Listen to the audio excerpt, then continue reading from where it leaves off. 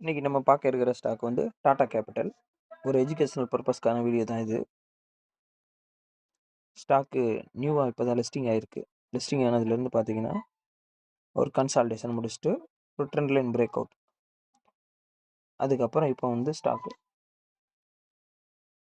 அடுத்த ஹைக்கு ரெடியாக இருக்கு. இந்த ரேஞ்ச் பார்த்தீங்கன்னா 361 363க்கு மேலே ஸ்டாக் வந்து ட்ரேட் ஆகும்போது ஃபர்தராக மேலே போகும்.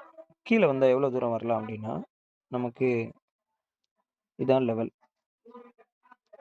347லேருந்து 355. இந்த ஏரியாவில் நம்ம 50% மார்க் பண்ணி வச்சுருக்கோம். 351 கீழே வந்தால் இது வரைக்கும் வரும்.